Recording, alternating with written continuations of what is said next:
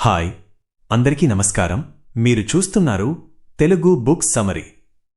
పుస్తకాల ద్వారా మన ఆలోచనలను, మన జీవిత దిశను మార్చే ఒక చిన్న ప్రయత్నం. ఈరోజు మనం ఒక అద్భుతమైన, మన జీవితాన్నే సమూలంగా మార్చేయగల శక్తి ఉన్న పుస్తకం గురించి మాట్లాడుకోబోతున్నాం. ఈ పుస్తకం పేరు mind set: the new psychology of success. దీని రచయిత్రి డాక్టర్ కరోల్ డ్వెక్. సాధారణంగా మనం అనుకుంటూ ఉంటాం, కొంతమంది పుట్టుకతోనే తెలివైనవారు, కొంతమంది పుట్టుకతోనే టాలెంటెడ్ అని. ఆ టాలెంట్ మనకు లేకపోతే మనమిక జీవితంలో పెద్దగా ఏం సాధించలేమని చాలామంది నిరాశపడిపోతుంటారు.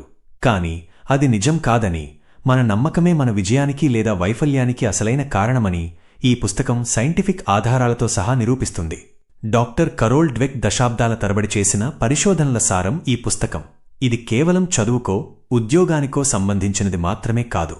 మన పిల్లల పెంపకం, మన బంధాలు, క్రీడలు, బిజినెస్, ఇలా జీవితంలోని ప్రతి రంగానికి ఈ పుస్తకం వర్తిస్తుంది.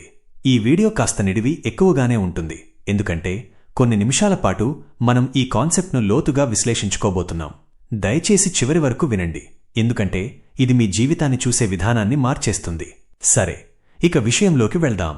ఈ పుస్తకం ప్రకారం ప్రపంచంలో 2 రకాల మనుషులు ఉంటారు, లేదా 2 రకాల మనస్తత్వాలు ఉంటాయి. 1 ఫిక్స్డ్ మైండ్ సెట్, స్థిర మనస్తత్వం. 2 గ్రోత్ మైండ్ సెట్, ఎదిగే మనస్తత్వం లేదా వికాస మనస్తత్వం. అసలు ఈ రెండింటికి తేడా ఏంటి, మనం ఏ కేటగిరీలో ఉన్నాం అనేది ముందుగా తెలుసుకోవాలి. 1 ఫిక్స్డ్ మైండ్ సెట్, స్థిర మనస్తత్వం. ఫిక్స్డ్ మైండ్ సెట్ ఉన్నవారు మనిషి తెలివితేటలు, టాలెంట్, నైపుణ్యాలు అనేవి పుట్టుకతోనే వస్తాయి. వాటిని మనం మార్చలేమని బలంగా నమ్ముతారు. వీరు నాకు లెక్కలు రావు, నాకు పాటలు పాడటం రాదు, నేను లీడర్ని కాదు అని తమను తాము ఒక గిరిగీసుకుని అందులో బతుకుతుంటారు. వీరికి ప్రతి సవాలు ఒక పరీక్ష లాంటిది. ఒకవేళ వీరు ఓడిపోతే తమకు టాలెంట్ లేదని, తాము పనికిరాని వారమని ఫీల్ అవుతారు. అందుకే వీరు కొత్త పనులు చేయడానికి భయపడతారు. ఎక్కడ ఓడిపోతే పక్కవాళ్లు ఏమనుకుంటారు, తమ తెలివి తక్కువతనం బయటపడుతుందేమో అని ఎప్పుడూ ఆందోళన చెందుతుంటారు. వీరి ప్రధాన లక్ష్యం నేర్చుకోవడం కాదు, పక్కవారి ముందు స్మార్ట్గా కనిపించడం. 2 గ్రోత్ మైండ్ సెట్, ఎదిగే మనస్తత్వం. మరోవైపు గ్రోత్ మైండ్ సెట్ ఉన్నవారు మనిషి సామర్థ్యాలు కేవలం ఆరంభం మాత్రమే అని, కృషి, పట్టుదల, సరైన వ్యూహాలతో ఎవరైనా దేనినైనా నేర్చుకోవచ్చని నమ్ముతారు. వీరికి ఓటమి అంటే తమకు టాలెంట్ లేదని కాదు, నేను ఇంకా ప్రయత్నించాలి, నేను కొత్తగా ఏదో నేర్చుకోవాలి అని అర్థం. వీరు కష్టాన్ని ఇష్టపడతారు. వీరికి సవాళ్లు అంటే భయం కాదు, ఒక అవకాశం. ప్రపంచంలో గొప్ప విజయాలు సాధించిన వారందరూ ఈ గ్రోత్ మైండ్ సెట్ ఉన్నవారే అని రచయిత్రి చెబుతారు. ఇప్పుడు ఈ 2 మైండ్ సెట్స్ మన జీవితంలోని వివిధ కోణాలను ఎలా ప్రభావితం చేస్తాయో వివరంగా చూద్దాం. నైపుణ్యం మరియు కృషి, talent versus effort. Fixed mind set ఉన్నవారికి కృషి, ఎఫర్ట్ అంటే ఒక రకమైన చిన్నచూపు ఉంటుంది. టాలెంట్ ఉంటే కష్టపడాల్సిన అవసరం ఏముంది, కష్టపడుతున్నాడంటే వాడికి టాలెంట్ లేనట్టే కదా అని వీరు అనుకుంటారు. వీరు న్యాచురల్ జీనియస్, పుట్టుకతో మేధావి అనే కాన్సెప్ట్ను ప్రేమిస్తారు. ఏదైనా పని ఒక్కసారి ప్రయత్నించగానే రాకపోతే ఇది నా వల్ల కాదు అని వదిలేస్తారు. కాని గ్రోత్ మైండ్ సెట్ వారికి కృషి అనేది విజయానికి ఉన్న ఏకైక మార్గం. ఎంత టాలెంట్ ఉన్నా దానికి కృషి తోడవ్వకపోతే అది వృధా అని వీరు నమ్ముతారు. దీనికి రచయిత్రి ఒక అద్భుతమైన ఉదాహరణ ఇస్తారు. మైఖేల్ జోర్డాన్ బాస్కెట్బాల్ చరిత్రలోనే అత్యంత గొప్ప క్రీడాకారుడు. కాని మీకు తెలుసా, హైస్కూల్లో ఉన్నప్పుడు అతన్ని బాస్కెట్బాల్ టీం నుంచి తీసేశారు. అతను ఇంటికి వెళ్లి గదిలో ఏడ్చాడు. ఒకవేళ అతనికి ఫిక్స్డ్ మైండ్ సెట్ ఉండి ఉంటే, నాకు టాలెంట్ లేదు, కోచ్ నన్ను తీసేశాడు, ఇక నా పని అయిపోయింది అనుకుని ఉండేవాడు. కాని జోర్డాన్ గ్రోత్ మైండ్ సెట్ ఉన్న వ్యక్తి. ఆ అవమానాన్ని ఒక ఇంధనంగా మార్చుకున్నాడు. రోజూ ప్రాక్టీస్ చేయడం మొదలుపెట్టాడు. తన ఆటలోని లోపాలను సరిదిద్దుకున్నాడు. అతను గొప్పవాడు అయ్యాక కూడా ప్రాక్టీస్ చేయడం ఆపలేదు. మరొక ఉదాహరణ, థామస్ ఆల్వా ఎడిసన్. బల్బును కనిపెట్టడానికి ఆయన వేలసార్లు విఫలమయ్యాడు. ఫిక్స్డ్ మైండ్ సెట్ వ్యక్తి అయితే రెండోసారికే ఆపేసేవాడు.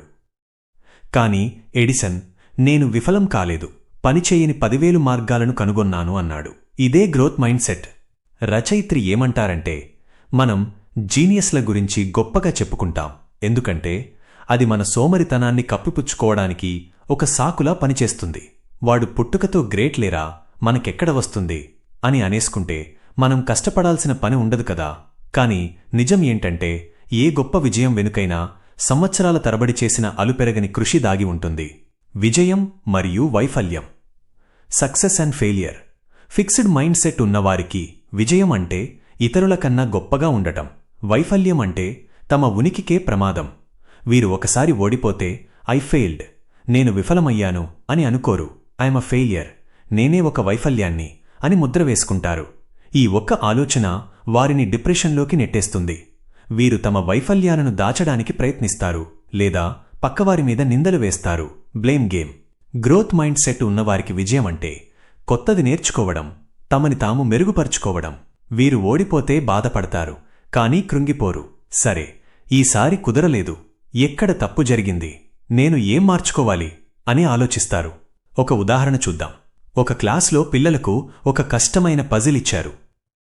ఫిక్స్డ్ మైండ్ సెట్ ఉన్న పిల్లలు అది చేయలేకపోయినప్పుడు ఇది బోరింగ్గా ఉంది లేదా నాకు మూడ్ లేదు అని సాకులు చెప్పారు. అసలు విషయమేంటంటే తమకు రాదు అని ఒప్పుకోవడం వారికి ఇష్టం లేదు. కానీ గ్రోత్ మైండ్ సెట్ ఉన్న పిల్లలు ఆ పజిల్ సాల్వ్ చేయలేకపోయినా వావ్, ఇది చాలా ఛాలెంజింగ్గా ఉంది, ఇంటికి తీసుకెళ్లి మళ్లీ ట్రై చేస్తా అని ఉత్సాహంగా చెప్పారు.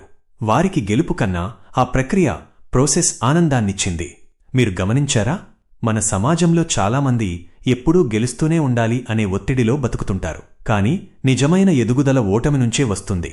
పేరెంటింగ్ మరియు టీచింగ్. పేరెంటింగ్, టీచింగ్ మరియు కోచింగ్. ఈ పుస్తకంలో అత్యంత ముఖ్యమైన, ప్రతి తల్లిదండ్రులు, టీచర్లు వినాల్సిన భాగమిది. మనం పిల్లలను మెచ్చుకునే విధానం, ప్రైజ్, వారి మైండ్ సెట్ను ఎలా తయారు చేస్తుందో రచయిత్రి వివరిస్తారు. మనం సాధారణంగా పిల్లలు ఏదైనా మంచి మార్కులు తెచ్చుకుంటే లేదా బాగా ఆడితే ఏమంటాం? వావ్, నువ్వు చాలా తెలివైనవాడివి, యు ఆర్ సో స్మార్ట్, నీకు చాలా టాలెంట్ ఉంది, నువ్వు పుట్టుకతోనే జీనియస్, ఇలా అనడం మంచిదే అని మనం అనుకుంటాం. పిల్లలకు కాన్ఫిడెన్స్ వస్తుందని భావిస్తాం. కానీ డాక్టర్ డ్వెక్ పరిశోధనలో తేలింది ఏంటంటే ఇలాంటి పొగడ్తలు పిల్లలకు హాని చేస్తాయి. ఎందుకని? ఎప్పుడైతే మీరు నువ్వు తెలివైనవాడివి అని మెచ్చుకుంటారో ఆ పిల్లవాడికి ఒక భయం పట్టుకుంటుంది. ఓహో, నేను తెలివైనవాడిని కాబట్టి అమ్మ నన్ను మెచ్చుకుంది, ఒకవేళ రేపు తక్కువ మార్కులు వస్తే నేను తెలివైనవాడిని కాదు అని అర్థమా? అప్పుడు అమ్మ నన్ను ప్రేమించదా అనే ఆందోళన మొదలవుతుంది. దీనివల్ల వారు కష్టమైన సబ్జెక్టులు తీసుకోవడానికి భయపడతారు.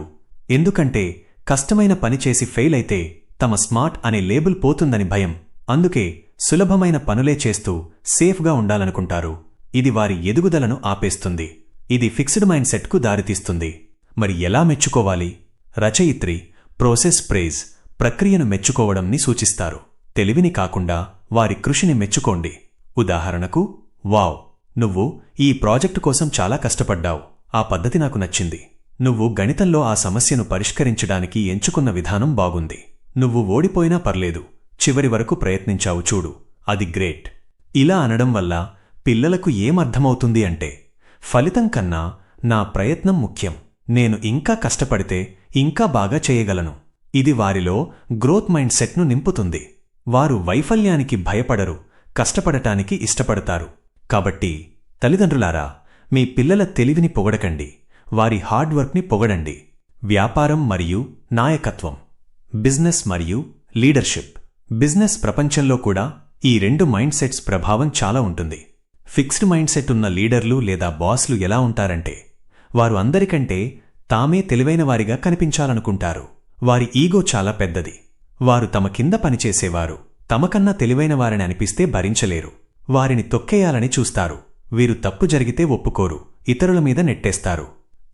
ఎన్రాన్ అనే కంపెనీ పతనం గురించి రచయిత్రి ఉదాహరణగా చెబుతారు. ఆ కంపెనీలో టాలెంట్ అనేదాన్ని ఎంతగా హైలైట్ చేశారంటే ఉద్యోగులు తప్పులు ఒప్పుకోవడానికి భయపడి అబద్ధాలు చెప్పడం మొదలుపెట్టారు. చివరికి ఆ కంపెనీ కుప్పకూలిపోయింది. అదే గ్రోత్ మైండ్ సెట్ ఉన్న లీడర్లు తాము అన్ని తెలిసిన వారిలా పోజు కొట్టరు. వీరు ఎప్పుడూ నేర్చుకుంటూనే ఉంటారు. నాకు తెలియదు, మనం కలిసి దీనికి పరిష్కారం వెతుకుదాం అని చెప్పడానికి వీరు వెనకాడరు. వీరు తమ ఉద్యోగులను మెంటర్ చేస్తారు, వారిని ఎదిగేలా ప్రోత్సహిస్తారు. జిమ్ కాలిన్స్ రాసిన గుడ్ టు గ్రేట్ పుస్తకంలోని గొప్ప లీడర్లందరూ ఈ కోవకు చెందినవారే. వీరు సంస్థ విజయాన్ని తమ వ్యక్తిగత కీర్తి కన్నా ఎక్కువగా ప్రేమిస్తారు. మీరు ఒక టీం లీడర్ అయితే లేదా మేనేజర్ అయితే మిమ్మల్ని మీరు ప్రశ్నించుకోండి, నేను నా టీంను జడ్జు చేస్తున్నానా లేక వారికి నేర్పిస్తున్నానా? సంబంధాలు, రిలేషన్షిప్స్, ప్రేమ, స్నేహం, వైవాహిక జీవితంలో కూడా మైండ్ సెట్ కీలక పాత్ర పోషిస్తుంది. ఫిక్స్డ్ మైండ్ సెట్ ఉన్నవారు ఏమనుకుంటారంటే ప్రేమ అనేది ఆటోమేటిక్గా జరిగిపోవాలి. మా ఇద్దరి మధ్య నిజమైన ప్రేమ ఉంటే మా మధ్య గొడవలు రాకూడదు, మా అభిప్రాయాలు ఒకేలా ఉండాలి. ఒకవేళ గొడవలు వస్తున్నాయంటే మా జాతకాలు కలవలేదు లేదా ఈ సంబంధం సరిగ్గా లేదు అని డిసైడ్ అయిపోతారు. వీరు సంబంధాన్ని కాపాడుకోవడానికి కష్టపడటానికి ఇష్టపడరు. మైండ్ రీడింగ్ని నమ్ముతారు. అంటే నేను చెప్పకముందే నా పార్ట్నర్కి నా బాధ అర్థం కావాలి అని కోరుకుంటారు. గ్రోత్ మైండ్ సెట్ ఉన్నవారు ఏ గొప్ప బంధమైనా సరే నిలబడాలంటే కృషి అవసరం. రిలేషన్షిప్స్ టేక్ వర్క్ అని నమ్ముతారు. గొడవలు రావడం సహజం, వాటిని పరిష్కరించుకోవడం ద్వారానే బంధం బలపడుతుందని వీరికి తెలుసు. వీరు తమ పార్ట్నర్ని ఒక పూర్తయిన ప్రాజెక్ట్లా చూడరు. మనం ఇద్దరం కలిసి ఎదుగుదాం, ఒకరి లోపాలను ఒకరం సరిదిద్దుకుందాం అనే భావనతో ఉంటారు. ఎవరైనా మిమ్మల్ని రిజెక్ట్ చేసినప్పుడు, ఉదాహరణకు ప్రేమలో విఫలమైనప్పుడు, ఫిక్స్డ్ మైండ్ సెట్ వారు నేను ప్రేమకు అనర్హుడిని అని పగ పెంచుకుంటారు లేదా డిప్రెస్ అవుతారు.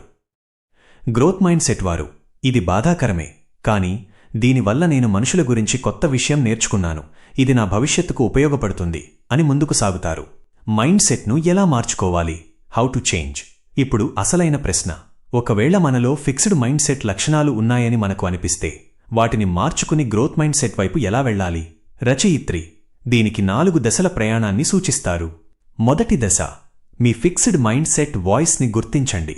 మనం ఏదైనా కొత్త పని మొదలుపెట్టినప్పుడు లేదా ఓడిపోయినప్పుడు మన మెదడులో ఒక గొంతు వినిపిస్తుంది. నీకు అంత సీన్ లేదు, ఇప్పుడిది ఫెయిల్ అయితే అందరూ నవ్వుతారు, నీకు ఇది రాదు అని ముందే తెలుసు కదా, ఎందుకు ప్రయత్నించావు? ఇలాంటి నెగటివ్ ఆలోచనలు రాగానే ఆగండి, ఇది నా ఫిక్స్డ్ మైండ్ సెట్ మాట్లాడుతోంది అని గుర్తించండి. రెండవ దశ, మీకొక చాయిస్ ఉందని గ్రహించండి. ఆ గొంతు వినిపించినంత మాత్రాన మీరు దానికి లొంగిపోనవసరం లేదు. మీకు 2 దారులు ఉన్నాయి. ఒకటి భయపడి వెనక్కి వెళ్లడం, 2 నేర్చుకుని ముందుకు వెళ్లడం. ఆ చాయిస్ మీ చేతుల్లోనే ఉంది.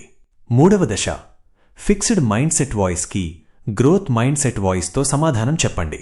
ఇది చాలా ముఖ్యం. మీ నెగటివ్ ఆలోచనలకు మీరే పాజిటివ్గా కౌంటర్ ఇవ్వాలి. ఫిక్స్డ్ వాయిస్, నీకు ఇది చేత కాదు, వదిలే. గ్రోత్ వాయిస్, నాకు ఇది ఇప్పుడే చేత కాకపోవచ్చు, కాని ప్రాక్టీస్ చేస్తే ఖచ్చితంగా వస్తుంది.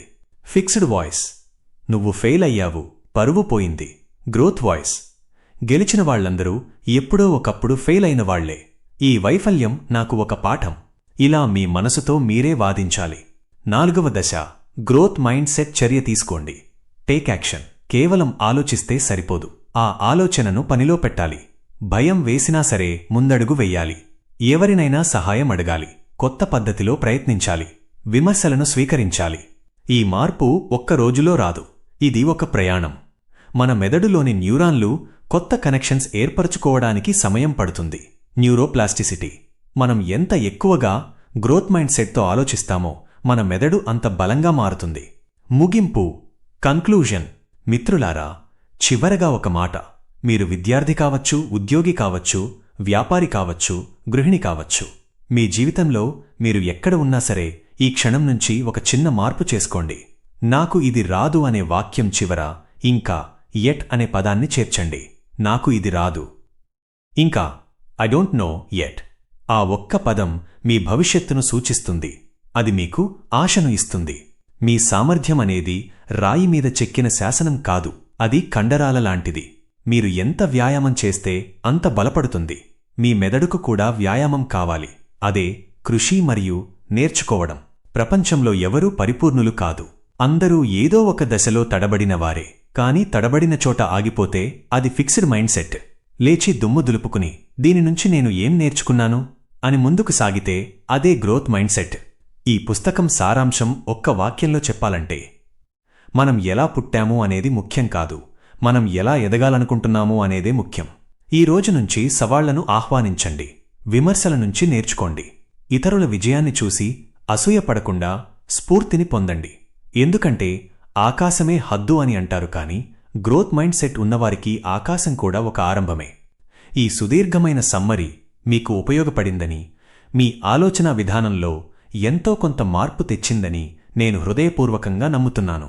ఇది కేవలం పుస్తకం కాదు, ఇది ఒక జీవన విధానం.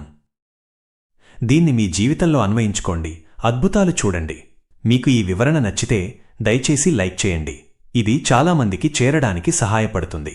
మీకు తెలిసిన వారిలో ఎవరైనా నా వల్ల కాదు అని నిరాశలో ఉంటే ఈ వీడియోను వారికి తప్పకుండా షేర్ చేయండి. మీరు వారికి ఇచ్చే అతిపెద్ద బహుమతి ఇదే కావచ్చు. మరిన్ని అద్భుతమైన, లోతైన తెలుగు పుస్తక విశ్లేషణల కోసం తెలుగు బుక్స్ సమరీ ఛానల్ని సబ్స్క్రైబ్ చేసుకోండి. మీ విలువైన సమయాన్ని కేటాయించి విన్నందుకు ధన్యవాదాలు. మరొక మంచి పుస్తకంతో త్వరలో మళ్ళీ కలుద్దాం. అప్పటి వరకు నేర్చుకుంటూనే ఉండండి, ఎదుగుతూనే ఉండండి.